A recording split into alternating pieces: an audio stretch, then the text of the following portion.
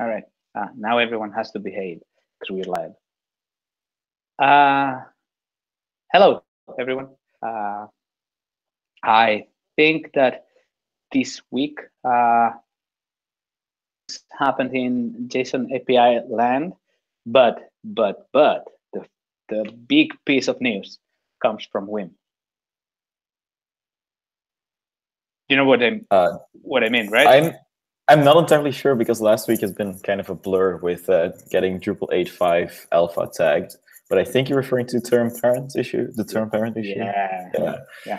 A year in the making. Yeah, basically. So for those who haven't tried yet, good for you. For those who have, if you've ever wanted to access the parent field on a taxonomy term entity that has not ever yielded anything useful in either JSON API or the core REST API, because the parent field in Drupal 8.1, 0, 8.2, 8.3, 8.4, and sadly also in 8.5 is kind of a special snowflake. And in 8.6, which we just managed to land last week, it is no longer a special snowflake. It's just like any other entity reference field. And so it will behave normally in REST, in JSON API, probably in GraphQL as well, I'm assuming. So Fubi, term parent, the parent field on term entities finally became a normal entity reference field, which I'm assuming is also good for GraphQL. It's good for everything in the ecosystem, really. Unfortunately, it didn't land in 8.5. It landed in 8.6. It was ready for 8.5 as well, but committers decided that it was too likely that too many contrib and custom modules or custom code in general was relying on the old workaround behavior with a custom database table that you would have to query yourself and that will now disappear. And so that's why it was decided to not land it in 8.5. But the taxonomy manager module has already been made forward compatible, and the facets API module has also already been made forward compatible. So for 8.6, things are looking good. And so it will be solved automatically in air quotes for the entire API-first ecosystem. Not in 8.5, unfortunately, but in 8.6. And so that is something that was very long in the making indeed, because it required fixing bugs elsewhere as well. And so that's something we have to look forward to and something that we no longer have to worry about. But for now, if that is something you need, you will need to apply the core patch, essentially. And that is fine, because in 8.6, you will no longer have to apply it. So that's probably the best strategy to go forward. Who cares about 8.5? I mean, we have like Livon did that. Actually, well, I actually don't do that, but yeah, I know what you mean. Applying a core patch that is already merged is kind of a very safe way to go. So that's awesome. And something else that I really like about this, apart from the obvious feature, is that it settles precedents. And I know that we are not of the law here, but it kind of tells people there is a standard way of having relationships in our relational data model builder, that is Drupal. And that is based on the entity reference field. If you do custom stuff like, setting a foreign key on a custom table and such, do not expect JSON API to have a relationship automatically derived from there, or any really. I would expect that GraphQL also would need some sort of a manual resolver to deal with this kind of special snowflake scenarios. I think that whenever other issues arise in this kind of land, which tend to happen at the beginning, I think it doesn't happen so often nowadays. But if some of those issues appear, we can say, no, relationships are fields that are based on entity reference field. Like you could extend that one or do it some related way, but it needs to be some sort of entity reference field. Yep. And the good thing is that it strengthens not only API first, it strengthens everything really, because it also helps is to simplify views integration for taxonomy terms, and there were certain edge cases where it wouldn't work correctly, if I remember correctly. That's now fixed as well. And for the migrate system, so migrations from Drupal 8 to Drupal 8 for certain, but I don't know the details of Drupal 6 to 8 and 7 to 8 migrations. But in any case, having it behave like a regular entity reference field also helps those. It also helps general custom code because it's just like any other entity reference field. So yeah, and to be clear, it's not some regression in Drupal 8. It's something like that taxonomy term hierarchy database table is something Drupal has had from long before there even was a field API in Drupal core. So it's like maybe dating back 10 years or so. And so that's why it took a long time to resolve. Awesome. Any other news that happened? That's the big one, the one that I was aware of. But anything else that happened in core RESTland? Yeah, some very tricky legacy REST routing stuff got resolved and simplified, which also strengthens the routing system in general. It fixes some subtle edge cases in the routing system that would likely affect JSON API as well. That did land in 8.5. There is a regression in 8.5, or there was only in 8.5, never in 8.4, but a regression that we introduced earlier in 8.5, where it was no longer possible to manually set an identifier for entities, which is something you generally don't want to do, but for certain special cases, it is something that is actually necessary, and that is now possible again. So basically, relatively minor stuff that you only encounter in special cases, those kinds of bugs have also been solved, but it helps make the REST module more maintainable in general, and it helps fix problems deeper in the routing system that then help GraphQL, help JSON API, and help the entire ecosystem. So those kinds of bugs have landed, bug fixes have landed. I think actually more has happened on JSON API. Yes, and I usually give the JSON API update, but I want to ask Gabe if you want to give the JSON API update this week, since you've been like in that like all the time, or it feels like all the time. I don't know if you yeah, sure. all the time. Yeah, so let's see what landed. We are 100% compliant with Drupal coding standards. Woo! That was a big effort, not too hard, but time consuming.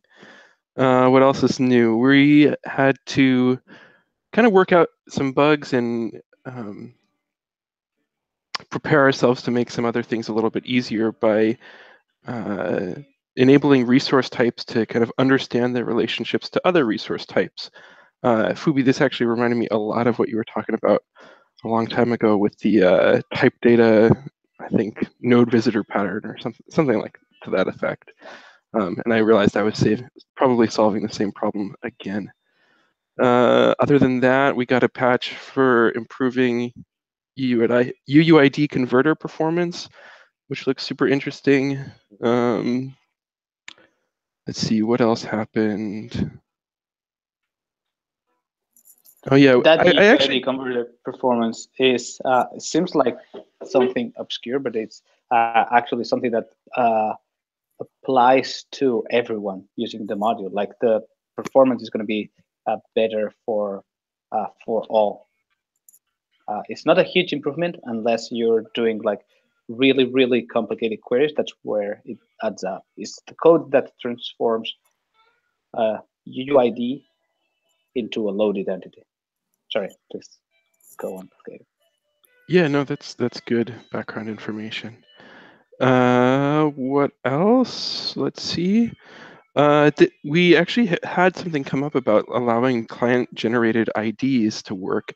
It was previously working, but I think it no longer works, and we had some discussion about whether we wanted to allow that or not. I'm not sure if we reached consensus on that. Do you remember, Mateo? I do, and I think we did reach consensus. Oh yeah, here it is. There wasn't a confirmation on it, but I was like, I didn't feel strongly to start with. You brought up some good points. both you and Wim. And for me, it's like, yeah, let's go for it. Like offline seems like a pretty big use case. For sure. And I just posted a link to that issue where we kind of hashed that out. I think that's it for all the major updates. Unless, Matteo, you have something to add? I've got one thing to add that is not committed, but in progress. The big test coverage stuff that I've been talking about for a while now, and got distracted with 8.5 release and so on of Drupal core. But I did continue on it last week as well, and so that already surfaced a few relatively minor edge case bugs that we will need to fix over time in JSON API. But it is progressing well, and now it is passing for get, for post, and for delete. For patch, it is like there is a next stumbling block that I have to either fix in JSON API or figure out what exactly is going on. I still need to debug it, but in any case, it is progressing, and I definitely expect it to be like the base test coverage for at least the most important entity types, and for like individual getting, patching, posting, and deleting to be done later this week. So I expect more news next week. Sorry for not mentioning that. I totally meant to, and then got distracted by the the other issue. And I think Matteo had something else to add. Yeah, there is something pending. I wanted to cut a release, but the next release is gonna include one of the refactors that we did, and every time that I think on starting the task, my hands get sweaty and kind of find something else to do. But I will do it soon. I will do it soon. We already have a change record. May that change BC for people in a super edge case, but like it's very easy to upgrade BC break, and it's a very uncommon edge case. So yeah. And to add a little bit of background here, we're not just making a BC break for the sake of a BC break or for the sake of niceties or whatever. It is literally to make the JSON API modules API as compact and as limited in surface area as possible, to be able to get it into Drupal 8 core in the next minor. And so we're actively looking at what is the API surface and is it complying with core APIs and so on. And in this case, it's about how the JSON API module chooses to use the normalizer infrastructure that Symfony provides, but how that infrastructure is too limited for certain things, and JSON API therefore needs to add its own things. And so you would only run into problems with this soft BC break if you are already doing very edge casey things, as Matteo was saying. So it is like super unlikely that you'll run into this. And if it is, then it is just switching one tag to another, literally changing a string, and it'll work again. But then you are very much explicitly aware of the fact that this is not something you should be doing. And that's the purpose of that change. Yeah, one could argue that it's not a BC break because like everything was tagged internal. Like there was a big warning saying, "Hey, this will change under your feed. Do not use it as if it was a public API." But anyways, I think that yeah, it's a string. It's going to be documented on how to upgrade, and it's going to affect like of the 4,000 or 5,000 installs that are out there, maybe 1 or 2 sites. Like, I don't expect more than that. Yep. But yeah, be warned. There's another thing that happened in core REST land. Platchen got a bunch of workflow translations landed. Is that correct? It was for workflow translations or something? Yeah, it is the content moderation modules, workflow support, and then if you have translations enabled as well, so multilingual sites with content moderation that use workflows. In that case, for fixing something in that area, is what this issue is about. But go ahead. So anyway, a new property was introduced on entities, a computed property called revision default, and that has some interesting implications for basically all of the API first initiative and how we are serializing entities and how we're handling creation and updates of various entities, and kind of affects the developer experience with regard to how revisions are going to work. And so I just posted an issue in the Hangout, and that leads to that discussion. If you guys want to take a look at it and see if you have any thoughts about how that can be handled in the most API first friendly way. Yeah. So they added a new computed field indeed, and it makes sense as an internal thing in the entity API, but they never ever considered, unfortunately, in the initial commit, that it would also impact API first. So both core REST, JSON API, and GraphQL will also all be seeing this new field. But does it make sense for them? How do you use it? Those questions were never really asked. And therefore, it would be great to get more people to chime in to land on some solution that actually is sensible for the end user, which is a developer who may not know anything about Drupal internals. And before, it was very much exposing strange Drupal internals that may not always make sense. So if you have any, if you've cursed Drupal internals being exposed before, this is the time to chime in and help make it better. All right, suppressing a joke about exposing internals. I saw a big, I saw a post about GraphQL by Philip today that I liked. And since Fubi's here, maybe he can tell us all about the documentation effort that last time Philip told us that was going to start, and if there are any news on the GraphQL land. There's a documentation effort? I have to ask Philip about it. I don't know. I didn't speak with Philip for a while about the GraphQL roadmap. We have both been working side by side on the module still, but we didn't have a call in 4 or 5 weeks. So we have to catch up. I'm actually back to working now. So I'll start joining these meetings again, and I'll also start contributing to GraphQL again. But Philip has the lead, so you'd have to ask him. Cool. Yeah. Definitely check out, if you're watching this, definitely check out that blog post. It kind of highlights some of the grudges that I've had about GraphQL. And you mean the one that he posted today? Yes. Yeah, that's the one there. I mean, yeah, just basically. All right. Yeah, it's in the Amazing Labs blog. In case the links, I don't know. I need to check this, like if the links show up in the recording or not.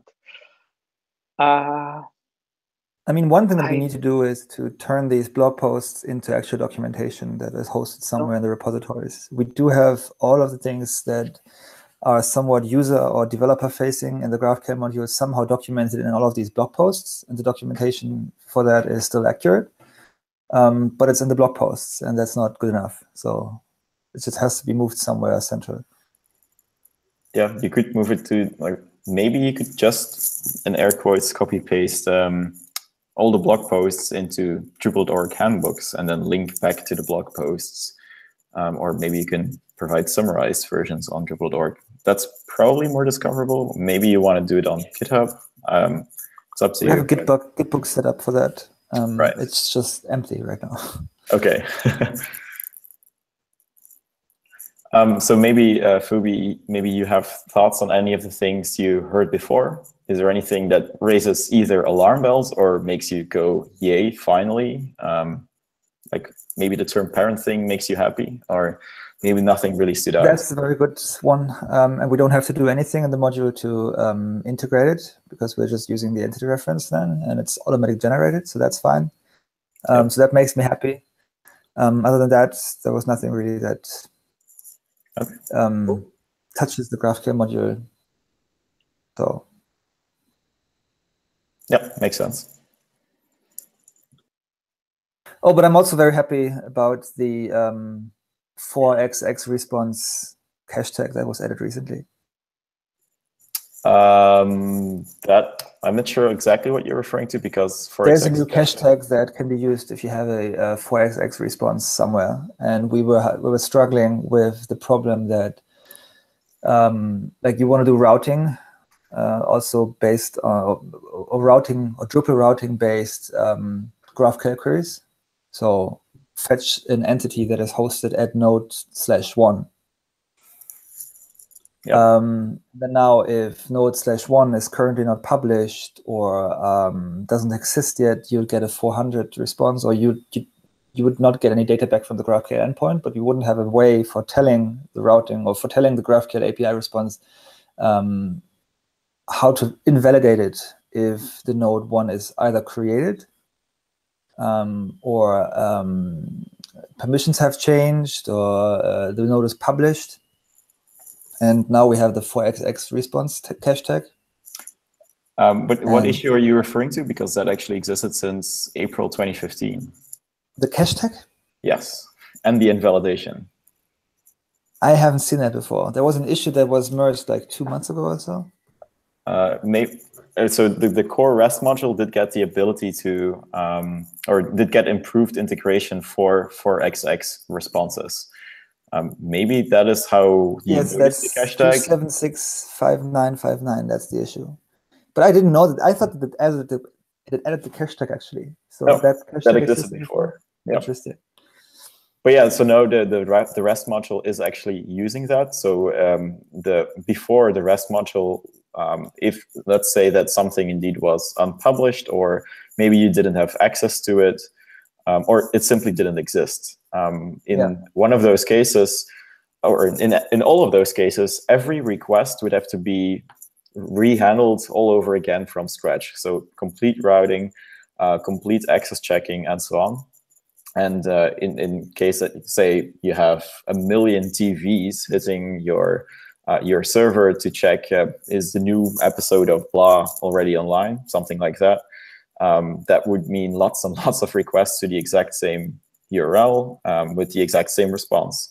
And before, that would have to be recomputed over and over again for every single request. And now that can be cached and invalidated automatically. But it's actually more on the side of REST infrastructure and more correctly using the capabilities that Drupal has instead of actual new foundations. That issue still like kind of